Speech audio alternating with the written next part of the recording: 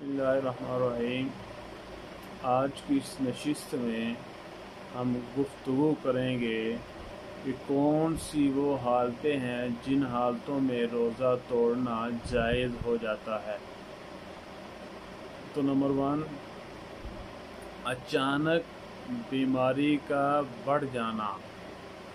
आदमी सही सालम है लेकिन उसकी जो बीमारी है अचानक आई और बढ़ गई और किसी तबीब ने कह दिया, डॉक्टर ने कह दिया कि अगर ये रोज़ा नहीं तोड़ेगा तो मज़ीद इसकी बीमारी बढ़ेगी, लिहाजा ऐसे शख्स का रोज़ा तोड़ देना जायज़ है।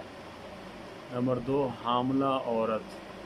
अगर उसके पेट में बच्चा है और रोज़ा की वजह से उसको बहुत ज़्यादा तकलीफ़ है और बच्चे को भी बहुत ज़्यादा तकलीफ़ हो और उसको बहुत ज़्यादा परेशानी का सामना हो, इस हालत में भी रोज़ा तोड़ देना जायज़ है। बाद में उसकी क़ज़ा है और उस पर कफ़ारा नहीं। नंबर 3, हालत बुरी हो जाना, यानी आदमी इस कैफियत में हो गया कि उसकी हालत बहुत ही बुरी हो गई, मरने के करीब हो गया, तो इस हालत में भी रोज़ा तोड़ देना जायज़ है।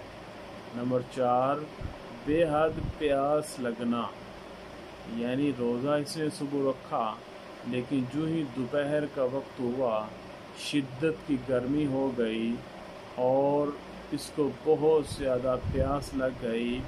अगर ये पानी नहीं पिएगा तो हो सकता है कि मौत वाक़ई हो जाए, मरने के करीब हो जाए, लिहाजा ऐसे शख्स का भी रोज़े को तोड़ देना जायज़ है।